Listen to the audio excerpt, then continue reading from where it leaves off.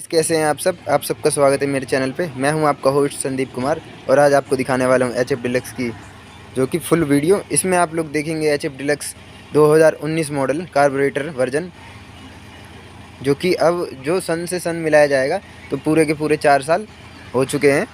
तो इसका मेंटेनेंस वगैरह कैसे रख रखाव है A to Z सब कुछ इस वीडियो में पता लगने वाला है। तो वीडियो को बिल्कुल भी स्किप ना करें, वीडियो में बने रहें एंड तक और चैनल को सब्सक्राइब कर दें। पहले फटाफट वीडियो को कर दें लाइक, उसके बाद वीडियो को शुरू करते हैं।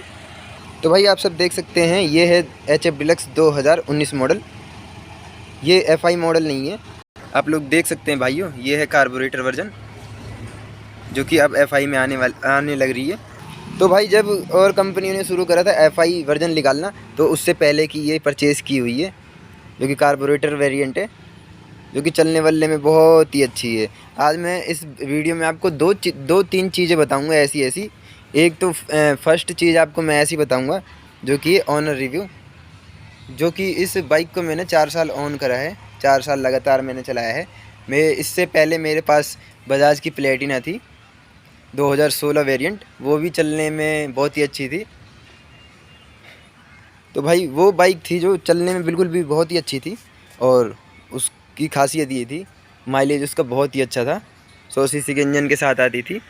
फिर उसको भी 4 साल लगभग हो गए, तो इसलिए मैंने उसको।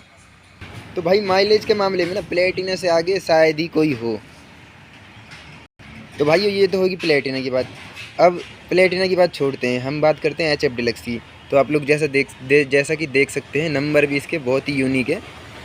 नंबर भी भाई इसके आप लोग देख सकते हैं HR87E1018, जो कि बहुत ही यूनिक नंबर है। तो भाई 2-3 चीज़ों में मैं इसकी ऐसी बताने वाला हूँ जो कि आप देख के हैरान हो जाएंगे। सबसे पहली जो चीज़ है वो मैं बताऊँगा इसकी ऑनिंग, जो कि मैंने इसको 3-4 साल तक ऑन करा है, तो कैसा इसका परफॉर्म रहा है वो मैं बताने वाला हूँ। और रही दूसरी बात करेंगे इसके जो कि अच्छे पॉइंट्स की। इसमें क्या क्या अच्छे पॉइंट्स हैं, क्या क्या फ़ायदे हैं, मतलब किस किस चीज़ों में ये बढ़िया परफॉर्म कर रही है। और आप लोग इसकी कंडीशन देख सकते हैं, थोड़ी सी गंदी हो चुकी है क्योंकि मैंने कल ही इसको वॉश करवाया था। तो इसकी कंडीशन पर मत जाना, वीडियो में दिखने में ये ऐसी है लेकिन रियल लाइफ में और भी अच्छी दिखेगी। और भाई दूसरा पॉइंट आ जाता है इसमें क्या क्या दिक्कतें आई जो कि हमें इंटरफेस करना पड़ गया इन 4 सालों के अंदर। तो यहाँ पर आप लोग देख सकते हैं मैंने कई सारे इसमें मॉडिफिकेशन भी कराए। मैंने क्या क्या मॉडिफिकेशन कराए वो मैं आपको बताने वाला हूँ, क्या क्या दिक्कतें आई इसे चलाने में और क्या क्या इसमें फ़ायदे हैं, क्या क्या नुकसान हैं। अब तक मुझे क्या क्या इसमें दिक्कतें जो इंटरफेस करनी पड़ी और मैंने इसको अब तक सेल क्यों नहीं करा वो मैं आपको बताने वाला हूँ। तो भाई पहला पॉइंट आ जाता है इसके रख रखाव की, इसके ऑनिंग की। इसको ऑन करा है हमने तो रख रखाव में ये बाइक कैसी है, ऑनिंग में कैसी है ये। तो सबसे पहले चलते हैं इसके मीटर्स के पास। उससे पहले मैं आपको बताने वाला हूँ, उससे पहले चलते हैं इसके मीटर्स के पास कि कितना कल चल चुकी है ये। तो भाई देख सकते हैं आप लोग इसका मीटर, इसके जो मीटर है उसको यहाँ देख सकते हैं रीडिंग कितनी आ रही है, 29,317 किलोमीटर, जो कि ये बिल्कुल भी रियल नहीं है। अब रियल क्यों नहीं है वो मैं आपको बताता हूँ। अब आप लोग कहोगे कि भाई यहाँ पे तो दिखा रहा है जो कि 29,317 किलोमीटर, लेकिन आप कह रहे हैं कि ये फेक है। फेक क्यों है तो उसकी कहानी मैं आपको बताता हूँ। तो भाई ऐसा है, मेरे पास टाइम रहता है, इस टाइम का इशू रहता है बहुत। और ये जो साइड में नट्स लग रहे हैं इनके ऊपर मत जाना, ये किसी और वजह से ही लगाया गया है। इसके बारे में मैं आपको बाद में बताऊँगा, इसकी अलग से वीडियो बना के मैं आपको बता दूंगा। इसका कोई भी लेना देना इससे नहीं है। तो भाई आप लोगों का सवाल रहेगा कि भाई ये तो 29,300 कुछ किलोमीटर चली है, लेकिन आपने तो टैग में दे रखा है 30,000 किलोमीटर ऑनिंग।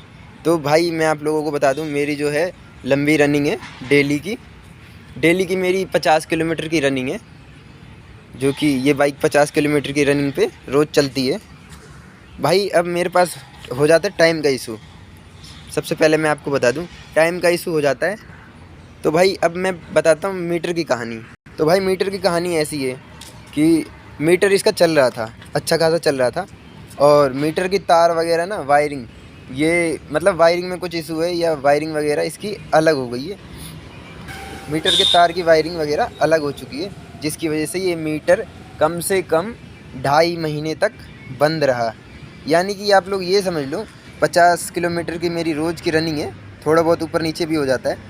तो ये 29,317 यहाँ पे दिख रहा है, ये तो है, लेकिन 2 महीने पहले, 2-2.5 महीने पहले का है। तो ये 2-2.5 महीने से लगभग 3 महीने से ये बाइक जो है ऐसी रुकी हुई है। तो आप लोग अंदाज़ा लगा सकते हैं, लगभग ये बाइक है जो 32,000 किलोमीटर चल चुकी है। अब बात करते हैं इसके आगे की। तो भाई आप लोग देख सकते हैं जैसा कि 32,000 के लगभग समथिंग चल चुकी है ये बाइक। अब बात करें इसके फ्रंट साइड्स की, तो फ्रंट की साइड से ये देखने में बहुत ही अच्छी है और बढ़िया परफॉर्म करने वाली बाइक है। माइलेज का मुझे कोई इशू नहीं है, माइलेज अच्छा खासा दे देती है और परफॉर्मेंस वाइज भी अच्छी है ये। 3 लोग अगर बैठ के इस पे जाते हैं तो बहुत ही अच्छा परफॉर्म करती है, चलने में ठीक ठाक है ये। तो भाई थोड़ा टाइम का इशू रहता है मेरे को, इसलिए मैंने इसकी वायरिंग का जो काम नहीं करवाया। अभी मुझे इसकी सर्विस भी करवानी है, जो कि मैं इकट्ठे 2-3 इसमें काम इनमें करवाने वाला हूँ। मुझे भाई बिल्कुल भी टाइम नहीं मिलता, टाइम का बहुत बड़ा इशू है मेरे साथ। और अब आगे बात करते हैं। तो भाई मेंटेनेंस की बात करें तो अब तक इसमें क्या क्या चेंज हो चुका है और क्या क्या नहीं चेंज हुआ है, वो मैं आपको बताने वाला हूँ। भाई सबसे पहले बात करते हैं इसके टायर्स की। तो टायर्स आप लोग देख सकते हैं, टायर्स की जो ग्रिप है ना, वो अच्छी खासी अभी भी है। तो भाई टायर्स इसमें कोई से भी चेंज नहीं हुए, टायर्स ने बहुत अच्छा परफॉर्म करा। और उसके बाद आ जाते हैं इसके पिछले टायर्स की। उससे पहले मैं आपको दिखा देता हूँ ब्रेक शू की। तो भाई ब्रेक शू इसके 1-2 बार चेंज हो चुके हैं, जो कि फ्रंट वाले बहुत ही कम देखने को मिलते हैं चेंज। तो ये 2 बार चेंज हो चुके हैं। इसमें मीटर के अंदर एक गियर आता है जो कि 1 बार चेंज हो चुका है। अब चलते हैं इसके पिछले टायर्स पर। तो पिछले टायर भी भाई सेम टू सेम ऐसा ही है, इसमें भी कुछ भी चेंज नहीं हुआ। पिछले टायर्स की भी भाई ग्रिप आप देख सकते हैं, बिल्कुल क्लियर। तो ग्रिपिंग इसकी अच्छी खासी है। और ये यार पंचर भी हो गए ना, पिंचर बहुत ही इसने परेशान करा। लेकिन पिंचर का इशू तो यार अलग ही है, वो तो हर बाइक में होता है, इसमें किसी बाइक का दोष नहीं होता कि ये बाइक या वो बाइक। पिंचर तो भाई एक नेचुरली प्रॉब्लम है जो कि हर गाड़ियों में आ जाती है, बाइक में आ जाती है, बड़े बड़े एसयूवी में आ जाती है। अब आगे मैं बताने वाला हूँ आपको और क्या क्या इसमें चेंज हुआ है और क्या क्या नहीं हुआ है। ब्रेक शू की बात करें तो भाई ब्रेक शू में ना इसके पिछले साइड के ना 2 बार ही चेंज हुए हैं, इसमें भी तीसरा नंबर नहीं आया। तो भाई ब्रेक शू भी इसके 2 बार ही चेंज हुए हैं। तो ब्रेक शू का भी इशू नहीं है, गाड़ी चलती रहती है, छोटा मोटा खर्चा, tyre puncture, tube, brake shoe, ये तो नॉर्मली बात है। अब इसमें बड़ा जो दिक्कतें हैं, क्या क्या दिक्कतें हैं जिससे मुझे प्रॉब्लम झेलनी पड़ी, वो मैं बताता हूँ आपको। तो भाई दिक्कत नंबर 1, ये बाइक लगभग 2-3 महीने जो है पानी से चली है। हाँ भाई हाँ, पानी से।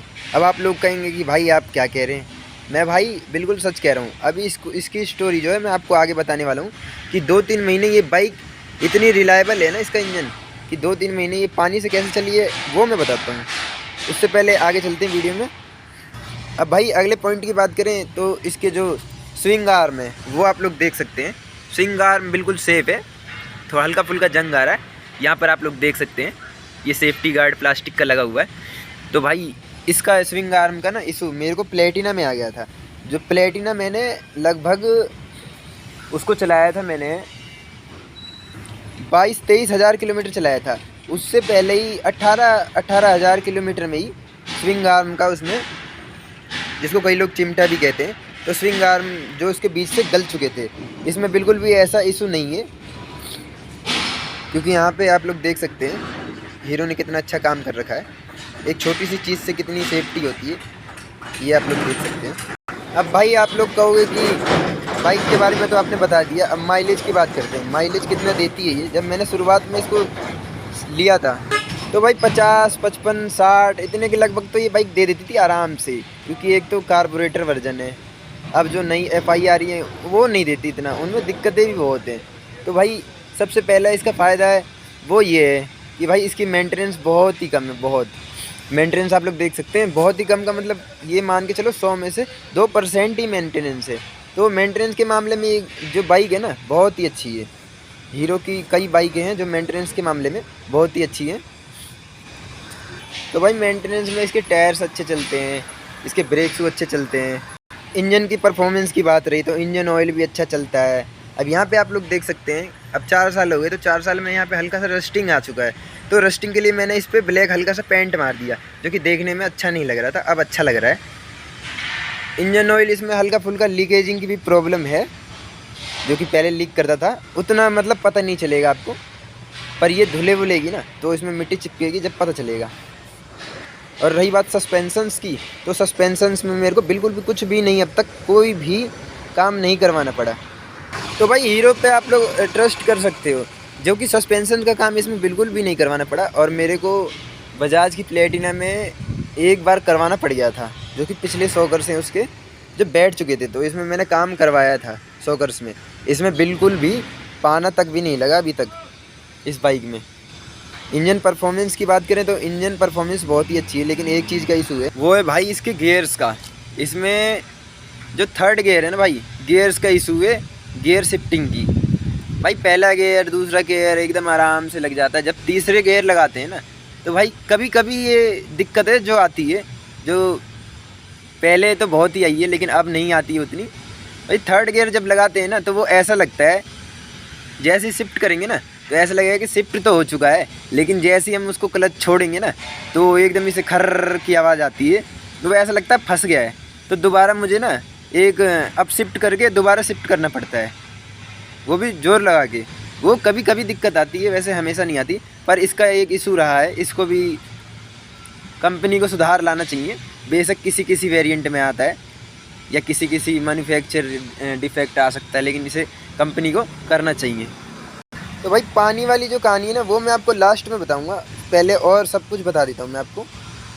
भाई उससे पहले मैं बताने वाला हूँ इसके टंकी के बारे में। भाई इसकी जो टंकी है ना ऐसे तो कभी दिक्कत नहीं देती, लेकिन अगर दिक्कत देना चालू कर दी ना तो बहुत ही ज़्यादा परेशान करने वाली ये प्रॉब्लम है। अब आप लोग कहेंगे भाई ये कैसे, तो भाई ये ऐसा है कि इसका जो कैप है ना आप लोग यहाँ देख सकते हैं, तो ये अंदर की तरफ दिया हुआ है। और भाई और बाइकों में ऐसा नहीं होता, और बाइकों में ऐसा होता है कि वो ऊपर की तरफ दिया होता है, जैसे बजाज की प्लेटिना हो गई। इसमें मेरे को कभी भी ये दिक्कत नहीं आई, और इसमें दिक्कत तो बहुत ज़्यादा आई है। दिक्कत वो भी कैसे आई है, वो टैंक का इशू नहीं था ना ही लॉक का, वो था भाई इसके चाबी का। अब जैसा कि आप लोग देख सकते हैं इसका जो कैप है ना वो राउंड में अंदर की तरफ दिया हुआ है। तो भाई जिस बाइक में जितनी सेफ्टी होती है उसमें कभी कभी दिक्कतें भी बहुत ज़्यादा आ जाती हैं। भाई जो नॉर्मल खुलने वाली है वो तो खुल जाती है, उसमें चोरी का डर भी होता है, कभी कभी दूसरी चाबी से खुल जाती है। लेकिन भाई इसमें ये खासियत है, अगर ये खुलेगी तो इसी के चाबी से खुलेगी। अगर आप अदर दूसरी चाबी लगाते हो तो ये बिल्कुल भी नहीं खुलने वाली, क्योंकि ये इसी के की से नहीं खुल रही थी। अब क्या हुआ मेरे साथ, अब इसकी स्टोरी यहाँ से सुनाता हूँ। जैसा कि आप सबों को पता है कि बाइक के साथ 2 चाबियाँ मिलती हैं, तो मुझे भी 2 कीज़ मिली थी। अब भाई होता है ऐसा है कि एक की मैंने रख दिया और दूसरे को यूज़ करने लग गया। कोई भी एक ही 2 चाबी में से एक ही यूज़ करता है, एक तो घर के पास रखता है, दोनों चाबियाँ कोई नहीं ले जाता। अब मैंने एक यूज़ करा, करता रहा, वो चाबी यूज होती रही। लगभग 3 साल हो गए एक चाबी को यूज़ करते करते, तो वो घिस चुकी थी। अब मैं इसके टैंक को खोलता था तो 2.5 साल के करीब, जब 2.5 साल हुआ तो वो चाबी लगाने के बाद ना मुझे ये नहीं पता था कि चाबी का इशू है। अब मैं भाई इसके टैंक को खोलूं तो खुले ना, जोर लगाना पड़ता था, बहुत ही ज़्यादा जोर लगाना पड़ता था। टैंक को खोलने के लिए इसको दबाना पड़ता था, उसके बाद चाबी को रिमूव करके उसके बाद खोलना पड़ता था, और कई बार तो ये खुला ही नहीं है। तो भाई उसकी प्रॉब्लम है चाबी की। जो एक चाबी को मैंने यूज़ करा है तो वो हो चुकी थी बहुत पुरानी। भाई मैं भाई सोच में पड़ गया। एक दिन मैं पेट्रोल गिरवाने गया तो इसकी टंकी खुली नहीं। मैंने खूब कोशिश करा। अब मैंने कहा यार मैं क्या करूं, फिर कैसे करके मैंने उसको खोला, जोर लगा के खोला। फिर मैंने कहा कि यार इसे बनवाना ही पड़ेगा या दूसरी चाबी बनवानी पड़ेगी। फिर एक बार क्या हुआ, होता है कि पुरानी वाली चाबी मेरी खो जाती है, घर में मिलती नहीं है। तो भाई मैं क्या करता हूँ, फिर दूसरी जो चाबी है उसको मैं ढूंढने लग जाता हूँ। वो मिल तो जाती है आधे 1 घंटे बाद, लेकिन ढूंढने के बाद मैं इसकी टंकी में तेल ख़त्म मतलब फिनिश होने वाला ही होता है, तो मैं इसकी टंकी में ना चाबी लगाता हूँ तेल गिरवाने के लिए। तो उस चाबी को लगाते ही ना एकदम ही सडनली टंकी बिल्कुल प्यार से खुल जाती है, बिल्कुल भी ज़ोर नहीं लगाना पड़ता।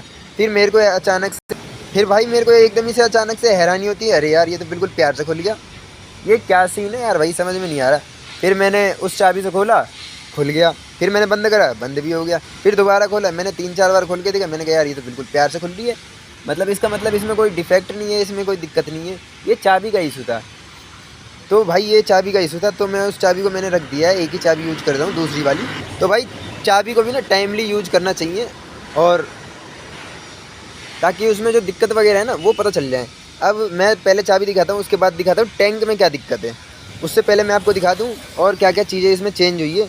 अब आते हैं इसके सीट की साइड। तो भाई सीट कवर बिल्कुल वैसे के वैसे ही है, पर ये देखो सीट कवर जो नए पे लगवा लेते हैं ना भाई, मॉडिफिकेशन मैंने करवाया, सीट कवर तो मैंने लगवा लिया, लेकिन नए नए में सीट कवर्स ये देखने में बहुत अच्छे लग रहे थे। अब इसके जो है ना कलर्स उड़ चुके हैं, लेकिन भाई कलर्स की बात नहीं है, दिक्कत ये है कि जैसे जैसे जैसे जैसे ये पुराने होते गए भाई बिल्कुल सॉफ्ट थे पहले, अब ये बिल्कुल हार्ड हो चुके हैं। इतने हार्ड हो चुके हैं ना भाई, चलाने में इतनी दिक्कत होती है, बहुत हार्ड हो चुके हैं। तो भाई सीट कवर ये बिल्कुल भी कंफर्टेबल नहीं है, मैंने तो भाई गलत ही लगवा लिया इस सीट कवर को। सीट कवर के मुकाबले भाई इसके सीट है ना वो ज़्यादा कंफर्टेबल होते हैं बिना कवर के। तो भाई ऐसे सीट कवर्स मैं आपको रिकमेंड नहीं करूँगा बिल्कुल भी, जो कि नाम के लिए सीट कवर्स हैं, लेकिन यार जब कंफर्ट ही नहीं है तो फिर किस काम का सीट कवर। हाँ वो लोग काम कर सकते हैं, वो लोग ये सीट कवर लगा सकते हैं जिनका हार्ड वर्क है, कोई लोडिंग वगैरह ले जाना, वो लोग ये सीट कवर को लगवा सकते हैं सेफ्टी के लिए, लेकिन बैठने के पर्पज़ से बिल्कुल भी मत लगवाना, ये मैं आपको रिकमेंड करता हूँ। दूसरे देख के आप लगवा सकते हैं। अब बात रही राइडिंग पोस्चर की, तो भाई राइडिंग पोस्चर इसका बहुत ही अच्छा है, लेकिन काफ़ी दिनों तक चलाते चलाते ना भाई बैक पेन तो होता है, जो कि मेरे को बजाज प्लेटिनम में उतना नहीं फील होता था, लेकिन इसमें होता है, बैक पेन बहुत होता है। पहले इतना नहीं हुआ 2-3 साल, अब बैक पेन होता है इसमें। अगला चेंज क्या है वो मैं आपको दिखाता हूँ। भाई अगला चेंज पहले उससे पहले आप लोग ये देख सकते हैं, ये है, आप दाजू मत होना, ये है एस्पार्को का पट्टा, जो कि आपने बाइक में कभी नहीं देखा होगा। आपने देखा होगा स्कॉर्पियो वगैरह में, गाड़ियों में देखा होगा, लेकिन बाइक में आपको कभी नहीं दिखेगा। ये मैंने स्पेशली टेलर के पास सिलवा के इसको बढ़िया से बनवाया था, डिज़ाइन इस पर करवा के, क्योंकि मुझे यार इसको लगाना ना बहुत ही अच्छा लगता है, इसीलिए मैंने इसको लगाया कि बाइक चलेगी और ये थोड़ा सा हिलेगा तो देखने में बहुत ही अच्छा लगेगा। तो भाई कुछ चीज़ें ऐसी होती हैं जो देखने में बहुत ही अच्छी लगती हैं, जैसे कि आप लोग देख सकते हैं। तो एस्पार्को का मैंने जो पट्टा बनवाया, पट्टा कह सकते हैं, टाई कह सकते हैं, वैसे तो टाई कहा जाता है, तो इसको मैंने बनवाया। अब बात करते हैं अगले चेंज की, तो वो है इसका चैन कवर। चैन कवर से पहले मैं बता देता हूँ, इसका जो चैन सेट है वो भी भाई मैंने एक बार चेंज करवाया। कैसे करवाया वो मैं आपको बताता हूँ। भाई ये लगभग ये बाइक भाई प्लेटिना लगभग मेरी 18-19 हज़ार किलोमीटर चली थी, तो उसमें जल्दी मेरे को चैन सेट बदलवाना पड़ गया, लेकिन इसमें जल्दी नहीं बदलवाना पड़ा। इसका मेंटेनेंस मैंने आपको बताया बहुत ही अच्छा है। ये भाई लगभग 23-24 हज़ार के समथिंग जो चली थी, या 25 कह लो, 25, हाँ 25 हज़ार किलोमीटर इसने रनिंग पूरे कर लिए थे। उसके बाद मेरे को इसका चैन कवर है बदलवाना पड़ गया। और भाई चैन कोस्टिंग की बात करूँ तो चैन कोस्टिंग प्लेटिना के मुकाबले ना इसके थोड़े सस्ते हैं। भाई इसके चैन सेट है ना जो 550 रुपये में लग के मिल गए थे, जो कि जेन्युइन क्वालिटी के लगे हुए, और प्लेटिना के तो भाई 650-700 इतनी कोस्टिंग आ चुकी थी। अब मैं बात करता हूँ इसके मडगार्ड की। तो मडगार्ड भी मैंने क्यों चेंज करवाया उसकी स्टोरी मैं आपको बताता हूँ। भाई ऐसा होता है, एक दिन मैं रास्ते में जा रहा था कहीं, तो भाई बाइक को मैं क्या कर देता हूँ साइड में खड़ी करके और कुछ काम करने चले जाता हूँ एक शॉप पे। तो सडनली एक बाइक वाला आता है, प्लेटिना वाला, नई सी बाइक होती है उसकी, और भाई आते ही वो क्या करता है 70 की स्पीड में टक्कर मार देता है। तो भाई मेटल का, जैसा कि आप लोगों को पता है, इसमें पहले मेटल्स का आता था, अब इसमें कंपनी प्लास्टिक का देने लगी है, जो कि बहुत ही अच्छी बात है। चलने में ये बहुत ही अच्छे होते हैं, पर ये है कि अगर टक्कर वगैरह लगते हैं तो इनके टूटने के चांस ज़्यादा होते हैं, लेकिन ये सस्ते होते हैं और अच्छे होते हैं। और भाई मेटल वाले में क्या है, मेटल वाला मेरा जो जंग भी खा चुका था, महंगे भी, थोड़ी कॉस्टली भी आते हैं, और उसकी मेंटेनेंस भी अच्छी नहीं है, क्योंकि वो एक बार गलने के बाद ना अच्छा बिल्कुल भी नहीं लगता। तो भाई उसकी टक्कर से ना ये दूसरी बार टूट चुका था। अब पहली बार ऐसे टूटा था कि भाई एक भाई की पल्सर थी तो वो हो चुकी थी ख़राब। तो मैंने क्या करा था भाई, मैं तो भाई मैंने कहा यार मैं तो अपनी बाइक का जो कैपेबिलिटी भी चेक करूँगा और इससे भाई का काम भी हो जाएगा, पल्सर भी टो हो जाएगी और कैपेबिलिटी भी वो हो जाएगी। तो भाई हम लोग फिर क्या था, फटाफट से रस्सी ले आए और HF डीलक्स में यहाँ पे हमने बांध लिया। वैसे इसकी परफॉर्मेंस अच्छी है। हमने यहाँ से पहले ना हमने गलती कर दी, यहाँ पे बांध दिया इस साइड की तरफ। भाई अब क्या गलती क्या हुई कि चलाने में थोड़ी मिस्टेक हो गई और भाई उस पर ब्रेक नहीं लग पाया। उसने आते ही सीधे उसने एक टक्कर यहाँ मार दिया। उससे क्या हुआ कि उसने पहला डैमेज करा और दूसरी डैमेज जो बाइक वाले ने करा। तो भाई कैपेबिलिटी के मामले में ना ये बाइक बहुत ही अच्छी है। 8.2 PS का पावर तो ये प्रोड्यूस करती है।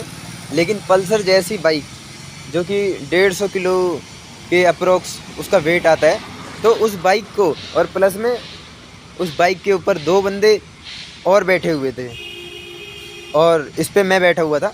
तो इसको हम खींच के लेके गए थे उस बंदे की हेल्प करने के लिए, अपना दोस्त था।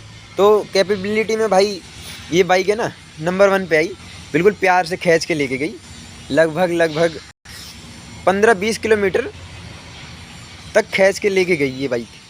तो कैपेबिलिटी के मामले में भी अच्छी है ये बाइक। अब सस्पेंशंस की बात करते हैं। सस्पेंशंस कितने कंफर्ट हैं, तो भाई सस्पेंशंस इसके उतने कंफर्ट नहीं है प्लेटिना के मुकाबले। भाई इसके जो सस्पेंशंस है ना वो कंफर्ट नहीं है। तो भाई प्लेटिना में ऐसा था, उसके सस्पेंशंस है ना जो बहुत ही हम अच्छे ही हैं, कंफर्ट वाइज कह लो। तो अच्छे खड्डों को ना बड़े प्यार से एब्जॉर्ब कर लेते थे और उसमें धचकियों का बिल्कुल भी पता नहीं चलता था। लोड वगैरह भी ले जाएंगे तो कंफर्टली लेके जाती थी। लेकिन वो वाली बात उससे कंपेयर करें तो उससे कंपेयर इसका नहीं हो सकता। तो उसके कंपेरिजन में इसके शॉकर्स कंफर्ट वाइज नहीं है। तो इसके शॉकर्स हैं थोड़ी बहुत, तो कंफर्ट तो बहुत ही कम है, थोड़ी बहुत दिक्कतें देते हैं खड्डे वगैरह में। जो राइडर वगैरह हैं, पिलियन वगैरह बैठते हैं, उनको भाई उछाल ही देते हैं अगर ब्रेकर आ गया तो। स्लो स्पीड पे भी इतने कंफर्ट नहीं है। अब आगे की बात करते हैं। अगला मॉडिफिकेशन क्या है वो मैं आपको बताता हूँ। अगला मॉडिफिकेशन है भाई इसके हैंड ग्रिप्स। तो भाई इसके हैंड ग्रिप्स आप लोग देख सकते हैं और यहाँ पे ये बटन है यार इसके लाइट्स का। जैसा कि आप लोगों को पता है कि AHO का जो सिस्टम सरकार ने चलाया था, गवर्नमेंट ने, तो उस टाइम ये नहीं आता था। कुछ बाइकों में जैसे कि प्लेटिना में आता है, प्लेटिना में DRL मिल जाता है आपको और हेडलाइट मिल जाता है। तो उसमें ऑप्शनल आ जाता है, आप बंद कर सकते हो, लाइट बंद कर सकते हो और ऑफ़ करोगे अगर DRL तो ऑन हो जाएगा, DRL ऑन करते हो तो लाइट ऑफ हो जाएगी। तो ये सिस्टम था। तो उसमें एक स्विच दिया होता था। इसमें DRL नहीं है तो भाई इसमें कोई भी बटन्स कंपनी प्रोवाइड नहीं करती है, तो इसलिए मेरे को अलग से लगवाना पड़ा। ये मैंने लगभग 3 बार बदलवा दिया। अच्छी क्वालिटी के भी लाते हैं भाई, तो पानी वगैरह जाता है तो इसको मैंने मिंडा के चेंज करवा लिए, अच्छे लगवा लिए। लेकिन ये 6-7 महीने चलते हैं, इससे ज़्यादा नहीं चलते। अब इसके हैंड ग्रिप्स की बात करें तो वही हैंड ग्रिप्स इसके जैसे कि पहले जो बाइक के साथ ही आते हैं वैसे तो कुछ भी नहीं आते। तो वो ठीक ठाक चले। फिर क्या हुआ, इसके हैंड ग्रिप्स है ना वो ख़त्म हो गए। तो क्या होता था, जब गर्मियों के दिनों में ना बाइक को चलाते हैं तो भाई चलाते हाथों से पसीने आते हैं, तो हाथों से स्लिप होते हैं। तो भाई स्लिप होती है तो हाथों में दर्द भी हो जाता है चलाते। तो मैंने क्या करा, इसके हैंड ग्रिप्स चेंज करवा दिए। हैंड ग्रिप्स मैंने चेंज करवा दिए इसके। भाई ये वाले हैंड ग्रिप्स अच्छे क्वालिटी के, ये स्लिप नहीं होते। लेकिन भाई इसके भी एक दिक्कत है। इसकी दिक्कत ये है कि भाई स्लिप तो नहीं होगा अच्छे खासे, ये बहुत ही लॉन्ग टर्म चल गया है। तो भाई इसके जो हैंड ग्रिप्स ना इतने कंफर्टेबल नहीं है, चलते अच्छे खासे हैं लेकिन कंफर्टेबल नहीं है। अब आ जाते हैं इसके टैंक की कहानी। तो टैंक की कहानी भाई ऐसी है, इसके जो आप लोग टैंक देख सकते हैं ये बिल्कुल भी थोड़ा डीप में दे रखा है। तो इसके नीचे थोड़ा सा ना जगह होती है, स्पेस होता है, जिससे कि बारिश का पानी जो इकट्ठा होता है तो उसके साइड में एक होल दिया होता है जिसके थ्रू वो पानी चला जाता है। जिसे खोल के मैं आपको दिखाता हूँ। तो यहाँ पे पानी इकट्ठा हो जाता है। अब क्या हुआ मेरे साथ, ये होल है जो इसका बंद हो चुका था। तो भाई बंद होने के कारण इसमें ना 3-4 महीने से जो कि पानी इसमें टैंक के अंदर भरा जा रहा था। अब इशू ये आने लगा कि भाई इसमें मुझे पता नहीं था, मुझे कुछ भी नहीं पता था। पानी के साथ साथ पेट्रोल भी डलने लगा और मैं तो भाई इसके टैंक कैपेसिटी के हिसाब से तेल गिरवाने लगा। और मुझे ऐसा दिखने लगा इसमें कि भाई मुझे सबको पता है कि पेट्रोल बहुत ही महंगा हो रहा है, लेकिन मैं ताजुब में रह गया यार 8 लीटर की टंकी और 120 का तेल गिरवाऊँ तो सुई इसकी बहुत ही ऊपर चली जाए। मुझे ये चीज़ नहीं पता चला 2 ढाई 3 महीने तक। अब इसमें क्या होता है, पानी के साथ साथ पेट्रोल भी मिक्स हो गया। अच्छी खासी चल रही थी और चलते चलते ये बाइक दिक्कत देने लगी। अब भाई दिक्कत इतनी आने लगी, फिर क्या हुआ, एक दिन बाइक बंद हो जाती है रात को। फिर मुझे ऐसा लगता है इसमें पेट्रोल का इशू है। फिर मैं अपने दोस्त के पास जाता हूँ, फिर हम पेट्रोल लेके आते हैं 2 लीटर लगभग। फिर एक दिन रात का सीन है, क्या हुआ, पेट्रोल लेके आते हैं हम और पेट्रोल हमने 2 लीटर गेर दिया।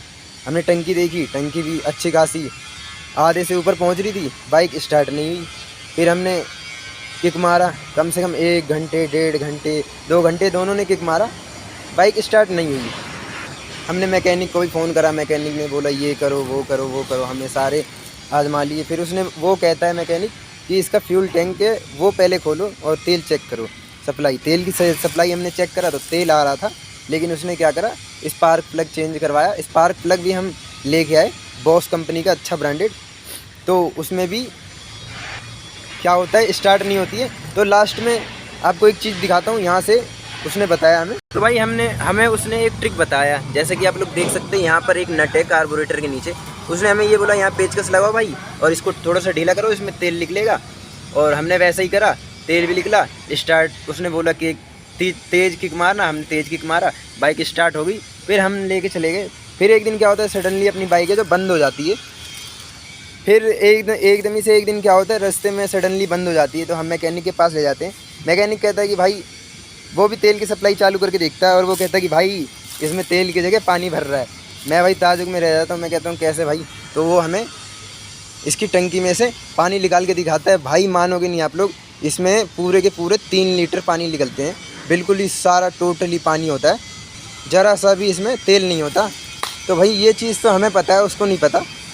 अब क्या होता है, इसकी सफाई वगैरह करवाते हैं और पैसे देते हैं और इसको ठीक ठाक करवा के काफ़ी 1-2 दिनों तक तो इसने दिक्कत भी दिया था, झटके ले रही थी।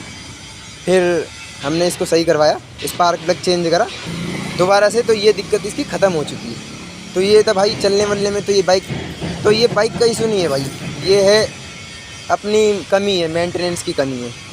तो भाई ये था HF डिलक्स 2019 का ऑनर रिव्यू। वीडियो देखने के लिए आपका धन्यवाद, थैंक यू।